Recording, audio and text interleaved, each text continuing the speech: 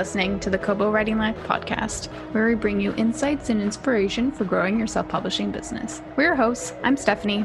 And I'm Joni. This week on the podcast, we're talking to Talia Hibbert, who is a USA Today and Wall Street Journal bestselling author. She writes steamy, diverse romance because she believes that people of marginalized identities need honest and positive representation. Her interests include makeup, junk food, and unnecessary sarcasm. So Talia has a Kobo original releasing November 16th called Wrapped Up in You, and we wanted to talk to her to learn more about the Kobo original. We also talked to her a bit about her publishing career because she's a hybrid author. She talked to us about the romance genre, which you know is a personal favorite topic of mine. And she also talked a bit about her writing process, which I found very interesting. So we hope you enjoyed this interview as much as we did. We have Talia Hibbert today with us on the podcast. Thank you so much for joining us, Talia. Thank you for having me. I'm excited to chat. For anyone who is unfamiliar with your work, could you tell us a little bit about yourself? Yeah, so I write sexy, diverse romance. That's what I like to call it anyway. And I've written, I want to say 17 books now. And my thing is kind of warm, cozy romance about people having a great time, being nice to each other. That's what I like to read, and it's what I like to write. Nice. So you're a hybrid author. You have both traditional and indie published books. How did you get your start? Did you start out indie or traditional? I started out as an indie author because I kind of assumed that traditional publishing was out of my reach. Firstly, because when I started writing, I was in my final year of university and I was kind of splitting my focus. And then also because being a marginalized person wanting to write about marginalized characters, I was aware of a lot of barriers and discrimination in publishing that made me think that I wouldn't really have a chance. So it seemed a lot more sensible to just take control and publish my own books. How have you found, from that perspective, how have you found the indie publishing world in terms of being more accessible and fewer barriers to entry, that kind of thing? I feel like the indie publishing world was worlds more accessible than traditional publishing has been. And I honestly feel like, just from what I've observed over the few years that I've been publishing, that the accessibility and the resulting inclusivity of indie publishing, at least in romance, has really influenced traditional publishing and kind of proved that there is a wider audience who wants what we've got. And that has spurred traditional publishing to take more risks, I think. Yeah, that's true, actually. It's a good way of putting it. I think that might have been a big factor in influencing trad. How did you find when you published traditionally? How was that experience compared to your self-publishing books yourself? So I was really nervous when I started, my first traditionally published book. I had no idea what to expect because I think especially when you've already been indie publishing for a while, people are like, oh, this person knows about publishing, so I don't need to explain anything to her. And I know that I could have asked questions, but I am not an asking questions person because I'm always like, oh, is this a silly question? Are they going to be annoyed? So I had no idea what was going to happen. And I just had to kind of wait for things to happen and then be like, oh, so that's how it works. But luckily for me, I was working with really lovely people who wanted the best for my books. And so it all went quite smoothly. The main differences were that, I had a huge team, whereas before I'd been the only one responsible for all the elements of putting my book out there. And now really all I had to worry about was working on the actual words, and someone else was doing the marketing and making the decisions and getting the actual book put together. So that was very refreshing and kind of relaxing. But some differences were that I had to consider the market and the opinions of the publisher, whereas previously I'd been trying to consider things that influence sales, but honestly, I was just doing what I felt like. And that has been really interesting and a learning curve. And I've definitely learned more about, the business side of things. And I've always been interested in marketing, so it was nice to learn more about that by observing the team that I was working with. So all in all, I'd say it's been a really great lesson and a fun experience. Did you find, because you have a lot of control as an indie author and you make all the decisions, as you said, and you said it was refreshing not to have everything be on your shoulders, but was there any part of you that was bothered by the loss of control? Were there any decisions that you maybe felt like your publishing house, you would have done it differently? I think I was quite lucky because when I pitched the series, my pitch kind of included how I envisioned it being marketed. And I think maybe by chance my vision aligned with what my publisher wanted to do. So the decisions that were made, I didn't have a problem with them, probably because I agreed with them. Maybe if I'd had a completely different tactic that I wanted to do and I didn't get my way, I would have been like, oh my God, this is terrible. But because, luckily for me, the only thing that I ever didn't agree on was really minor stuff, like there were different colored versions of a cover, and I liked one cover, one color, but the marketing team was like, no, it looks too young, we have to go with this color. And I was like, but I want the other color. And I had a little tantrum, but that was the only thing, really.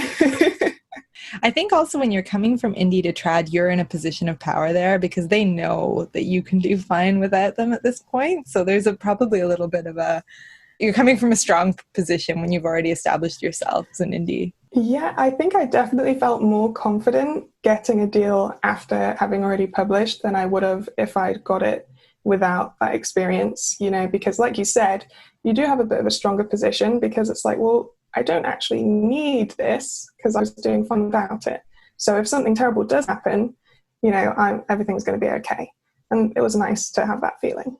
When you pitch a publisher, do people usually include like how you want it to be marketed? I have no idea. I'm just wondering. I don't really know either. My agent was like, okay, let's put a pitch together. And I was thinking, how can I say I have no idea how to do that without sounding like I have no idea how to do that? And I kind of phrased it very subtly a few times, and my agent was like, what? And then I was like, I don't know what I'm doing. And she was like, oh, you should have said. So she sent me some examples with permission from other writers that she agents for, and I found them really helpful. And one of the things that my favorite one did was it kind of set up the series, because I was trying to pitch a series, and it said like, these are the people in the series. This is the core of what brings them together, which in this case was like a place. And they described those elements, and I found that really interesting. So that's how I built my pitch. These are the sisters, this is the family. And then from that point, that kind of spiraled into me thinking, I guess because I did have that indie experience and I had marketed my own books, that spiraled into me saying, so it would be like this and feels like this, and I like these kind of books with this kind of cover that have the same feel. Like I remember I mentioned the Kiss Quotient, and I mentioned the cover and the kind of rom-com messaging and the vibe. And yeah, I guess that's how that slid into the pitch, but I don't know if that's normal or not.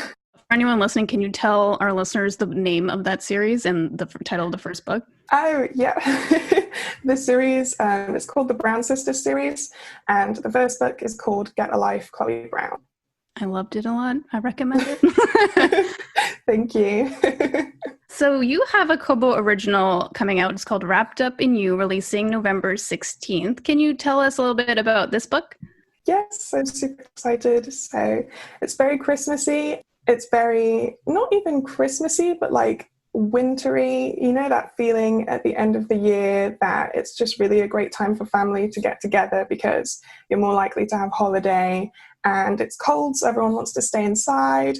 All those kinds of feelings I really tried to pack into it. So there's like lots of pets and hot chocolate, and they're in Scotland in like a remote farmhouse, and there's a wacky grandma, because I love wacky grandmas.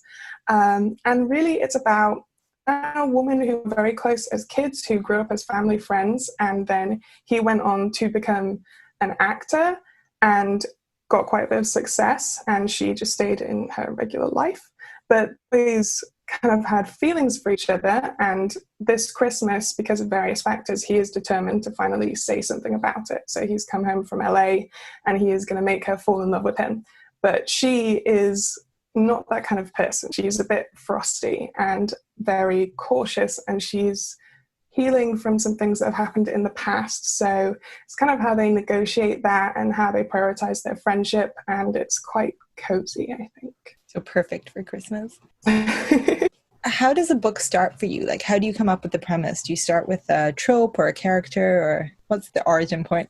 It definitely depends on the book. I feel like I have different elements kind of floating around in my head. Like I think, oh, I would love to write this trope or this particular scene that stems from this trope. Like just off the top of my head, if you have the fated mates trope, I would love to write a scene where they're enemies and then they see each other and they're like, oh God, that's my mate. So sometimes I get little ideas like that, and then I hold on to them. And on the other side of my brain, I have like character ideas, like kind of voices and personalities that won't leave me alone. And then I get to the point where I put them together like puzzle pieces. And when something fits, then I'm like, okay, I have enough to kind of start writing this down.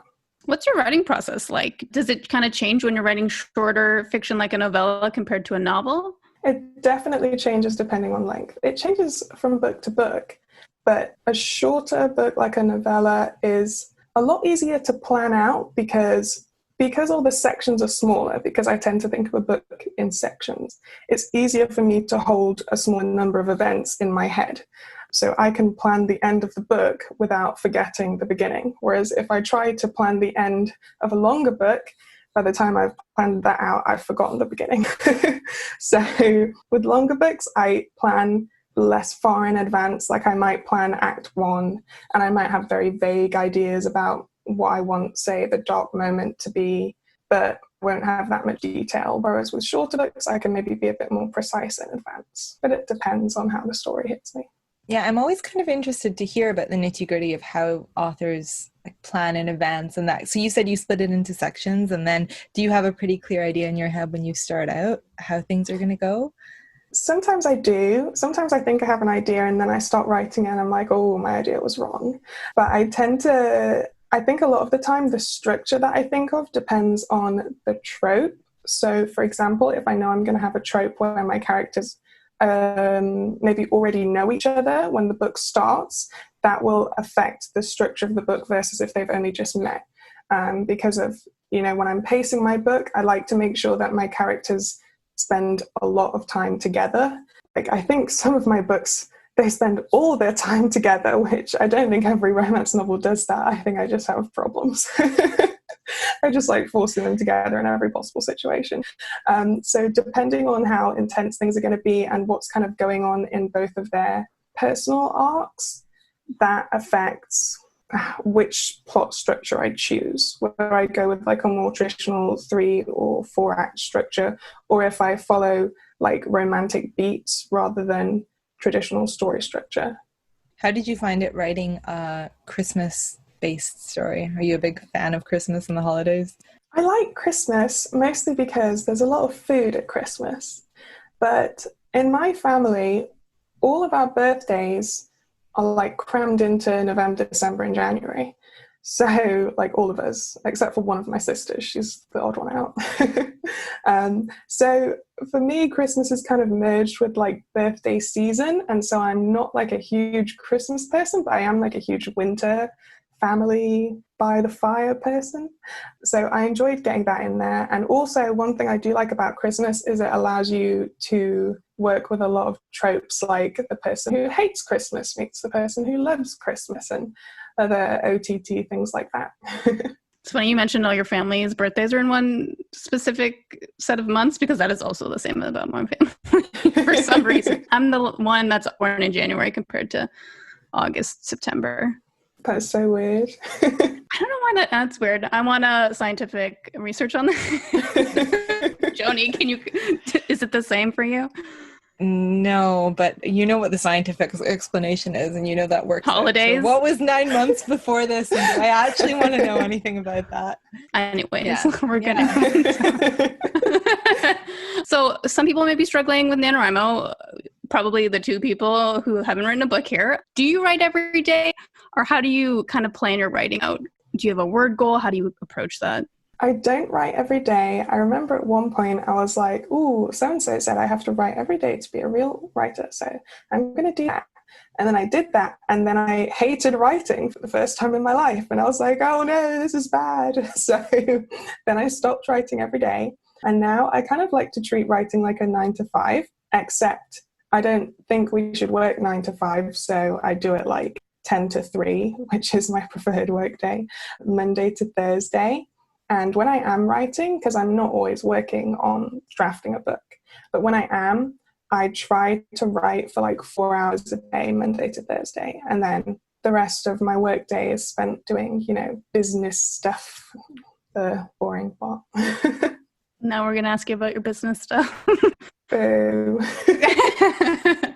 So I would say social media is probably part of your, like, not even business plan. I don't like that word, but like part of your brand, we'll say. Did you have like a specific idea of what you wanted to use for your social media platforms? Or did you just kind of like, this worked for me, I'm just going to go with it? It was a bit of both. Before I wrote, I had like a YouTube channel, and well, I was a makeup artist and I did hair and makeup on YouTube as well, because I was like, oh, I might be really rich and famous, which obviously didn't happen. But it was a lot of fun. You never know. It could be coming. And kind of off the back of that, I had a Twitter account to promote my beauty and what have you. And I discovered that I really liked Twitter and that I was quite good at it. So when I started writing, the first thing I did was open a Twitter account, because I was like, this is going to be my one true platform. But then I read some books about how to be a published author and branding, and they said that I should be on Facebook and Instagram. So I was like, oh, I'm going to be on Facebook and Instagram. And I shouldn't have done that, because I hate Facebook. And now I've committed to being on there. And I've actually built up a Facebook group, which I like. So now I've done that, I can't get off Facebook. But when I scroll through the Facebook timeline, I feel rage and sadness. So I've kind of trapped myself there. Mm-hmm. Yeah, I think Facebook's got a lot of things that are really helpful for authors and for readers. But yeah, that timeline. But it's nice to have a group. But I think, you know, you only need one or two platforms that you're actually enthusiastic about, because it's best to make it something that you like, because it's, whether you're enjoying yourself on social media or not, it will suck up huge swathes of your time. So it needs to be something that you like vibe with. When you started it, was it all just very much organic when you were building your mailing list and creating that readership? How did you start? So my mailing list, especially, I think I tried to keep organic, because I felt like it was the most important part, you know, more important than social media, because your email address is actually quite a precious piece of data and it's more of a direct contact. A lot of us read our emails more seriously than we read, you know, all the tat that you scroll through on Twitter, for example. So I wanted that to be a list of people who actually really wanted to hear from me. And that meant that my mailing list was very slow to grow. And, you know, I think my mailing list is like half my follower account on Twitter, half my follower account on Instagram. But it has a lot more power in terms of readers. You know, if I send them a link and say, click this link, they will click the link. Whereas if I post it on Twitter and say, click this link, some people will reply saying, actually, that link format is ineffective and you should have used this. And some people will quote tweet with a joke about links that does nothing for me. So newsletters should be organic. I think that makes them more powerful. Whereas, you know, social media, I feel like that's a lot more about building your identity and being known, which is also, you know, valuable or effective when you're trying to get your name out there. But it's definitely a different goal, so it should be treated differently. But I think that was organic too. Were you already a writer, or did you have Twitter way before you started selling books? I had Twitter since I was like 13, I think. Okay. And then it's quite weird. So when I was like 16, 17, I realized I had like 3,000 followers and I didn't like it because people were talking to me too much. So I deleted my account and I started a new one. And then a couple of years later, I got too many followers again. So I deleted my account and started a new one. And I did that like 4 times. And my author account was another new account. And it's the only one that I have never deactivated. It's really funny. And like your author account, I guess you get a lot of people talking to you and following you. But it turns out, you know, when they're talking about books, I'm much more receptive. The romance community on Twitter is something that's really like very fun to watch, and can be really like, I don't know, the romance community has done some really interesting things lately. Like we were watching what was going on in Georgia with, was it Milan who was leading the charge on that? How have you found Abrams? Yeah, Stacey Abrams, who's a romance writer as well. How have you found the romance community in general? Do you find that it's a welcoming community sometimes? Yeah, I love the romance community. I know that. I feel like other people think we're really scary because whenever anyone talks bad about romance, everyone shows up with like cocked pistols. But that that is misleading. Romance people are generally super nice. I feel like, one thing I was nervous about, one thing I'm always nervous about because I'm very socially awkward, is like, oh, no one's going to talk to me. I'm going to be the weirdo on my own. But it's impossible to be on your own in Romancelandia, I think, because there's so many of us and we're very open-minded. And a lot of people I've found are just really, really kind in, a very unusual way that you don't see everywhere. So that has been my favorite part, especially of being on social media, and probably a main reason why I've managed not to deactivate my Twitter account. My one romance book, and you don't think anyone else is going to like it, but you're going to find that one person on Twitter who agrees with you and loves it just as much as you. Exactly. I also find Twitter is kind of one of the ways I get book recommendations specifically for romance, which more, not the mainstream, but more indie books get recommended to me through Twitter than I think any other channel, which is really interesting. Yeah, Twitter is definitely where I find books that I don't think I would have found any other way. So it's definitely where I get the majority of my recs. Even the book I'm reading right now, someone had tweeted I'm looking for a book where this, and this happens. And someone replied, I don't know that book, but if you like that, you might enjoy this book where this happens. And I was looking at it I think I would enjoy that book where that happens. So I got the book and I did enjoy it. What's the thing to know? Wait, let me see if I've got my phone, because the reason I never mention titles is because I could never remember them. Sometimes I only have books by the cover. Yes, I remember books by the cover. Oh, okay. It's called No Longer a Gentleman, and it is by Mary Jo Putney. And I have never read anything by her, but I am going to read more by her because this is a banger. Oh, excellent. We will drop Love a historical romance. Are there any romance authors that influenced you a lot, or who you read growing up, whose writing you love? Any recommendations? Oh, so many. So when I was growing up, the first romances I ever read were by Julia Quinn. Basically, my library, I live in a small town, so our library is quite small. And I think for a long time, they had every book she'd ever written and no other romance novel. So that's how I discovered romance, and I read all of them. And I feel like she influenced me a lot because her books are so funny and lighthearted and filled with banter. And when I'm writing, I find myself writing that same back and forth and always aiming for the connection between my main characters to have that kind of fun element. So I would say that she was foundational. And then when I got older and I got a Kindle, which changed my reading life because I could secretly buy whatever I wanted and my mum didn't have to see it. That is when I discovered authors like Rebecca Weatherspoon and Alicia Rye, and I read everything they'd ever written. And I was like, oh my God, they're writing books about people that they relate to and I relate to. I can write books like this as well. And obviously people want to read it because I'm reading it and I'm having a great time. So that really changed my perspective and kind of opened a mental door for me. Are you excited for the Netflix series coming out? Oh my God. When the trailer came out, I sent it to everyone. Joni probably got it too. I put it in the group chat to be like, guys, it's ready. I was actually I have been insufferable over this series ever since they made the announcement. And I was so annoyed because provided we're not in lockdown, our family has a plan to isolate before Christmas so that everyone can come to my house to do Christmas, because this is our first Christmas with our own house. And I was really looking forward to it. And then I found out that the series was coming out on Christmas Day. And suddenly I was like, I never want to see my family. I don't even like those people. They can all stay at home. I'm very busy. Very busy. Watch it with you? You can't just say this is what we're doing. With me. I can't. Nobody. I told my family, guys, I'm going to be busy. Just so you know, I need 6 hours at least. My boyfriend said that he would watch it with me because he likes romance, but not on Christmas Day. And I was like, so what's the point? What's It's the point perfect, of you? What's the point of this relationship? It's a perfect accompaniment to a Christmas time.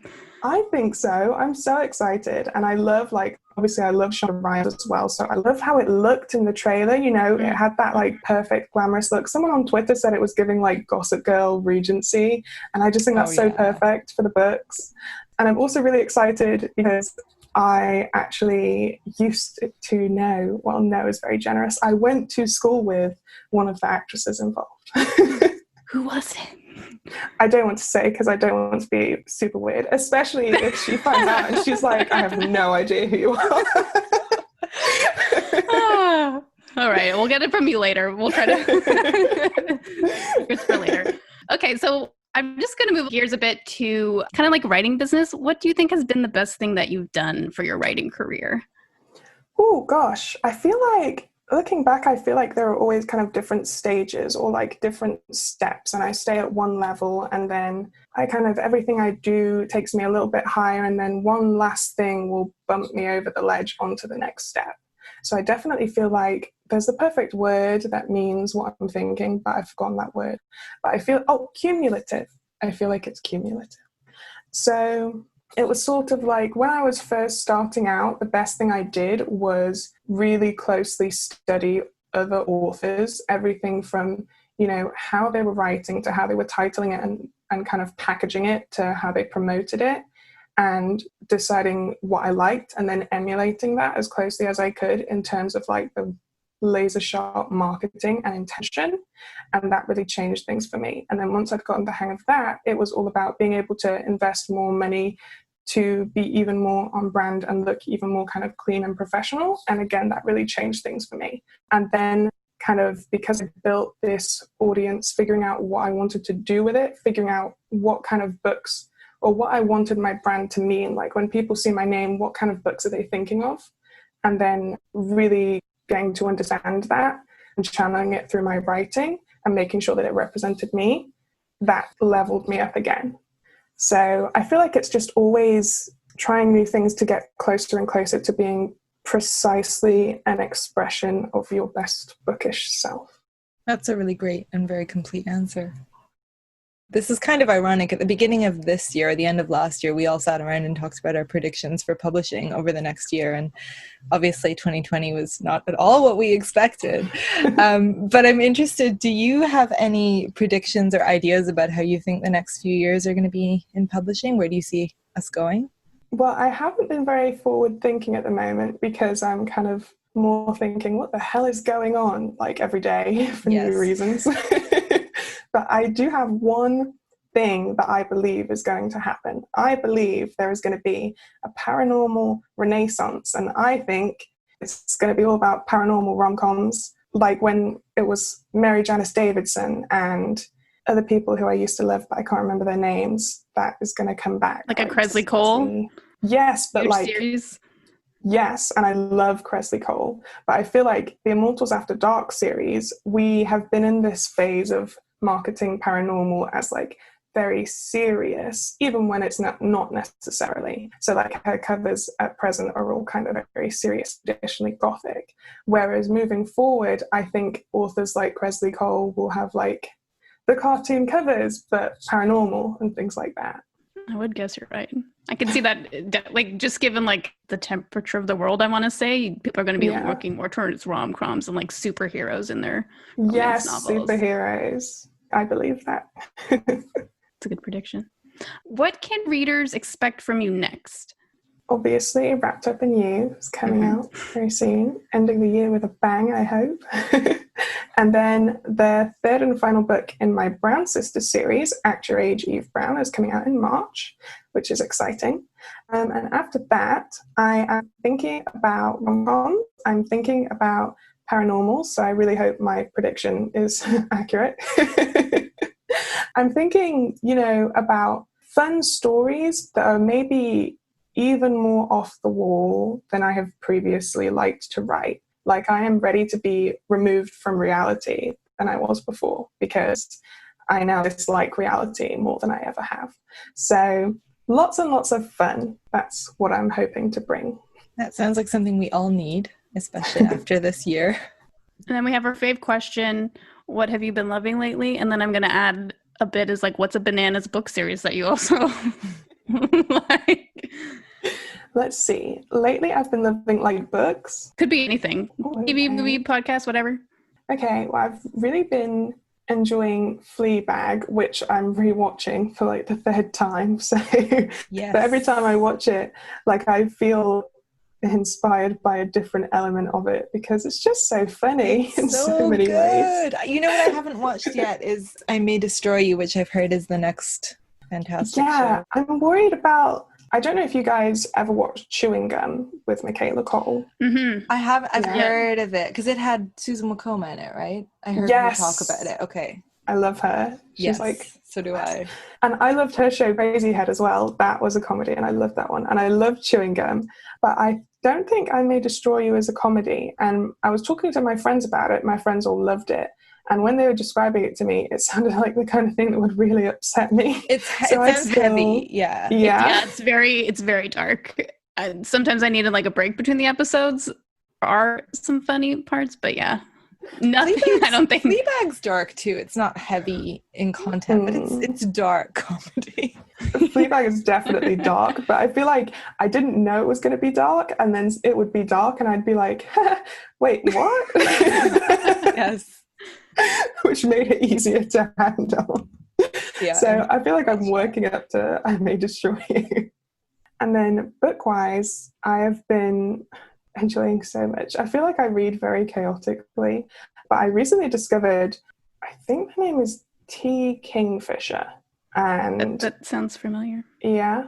And I started with this book called Sword Heart, which was like, it was a fantasy romance, and I'm always looking for those. I didn't realize it was basically like a comedy. It was hilarious. There's like a man who's trapped in a sword, and he is cursed to serve whoever draws the sword. And then like a middle-aged widow draws the sword, and they go on many adventures. But also this is ringing people, bells for but me. It's fun.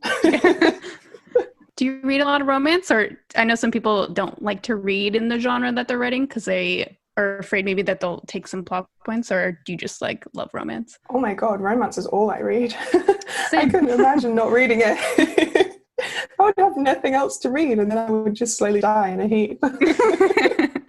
I find that it fills a creative well, to read amazing books in your own genre. Like, it's good to see what everyone is doing. I don't think you can accidentally copy plot points. I think authors are all really self-conscious about this. Like, I was talking to my friend, and she was telling me about her book, and I was saying, oh, that sounds like this book. And she was like, oh, does it? Should I change it? And I was like, no!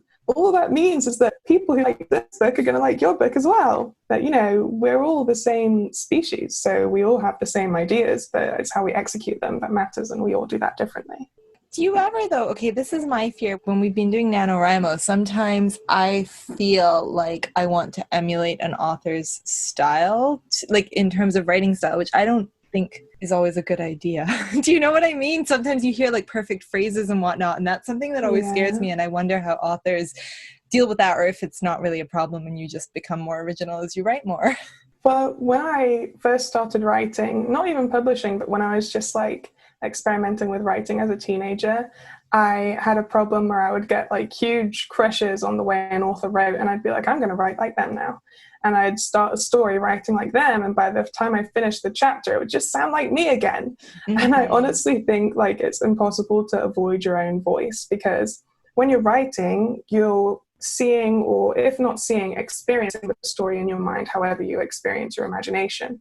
You communicate that directly. And if you're emulating someone else, you have to put it through a filter, and that's an extra level of effort. So the filter is always going to slip.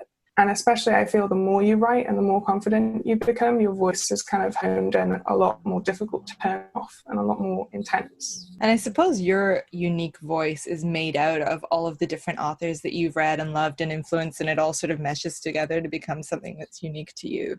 Yeah, absolutely. Because obviously when you really are in the piece of writing, you're like, oh, it's possible to do that? That's what I want to do. And obviously we all love different things, so we're all informed by those different things, and we all put them through our own lens. So yeah, I think that's true.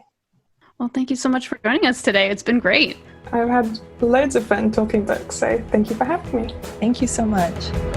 Thank you for listening to the Kobo Writing Life podcast. If you're interested in learning more about Talia or reading her books, we will include links to them in the show notes. And make sure to check it out, Wrapped Up in You. It's available on Kobo right now. This episode was produced by Stephanie McGrath and Joni DePlacido. Production assistance by Rachel Wharton. This episode was edited by Kelly Robotham. Music was provided by Tearjerker, and special thanks to Talia for being a guest on our episode. If you're ready to start your self-publishing journey today, sign up for free at kobo.com/writinglife. Until next time, happy writing.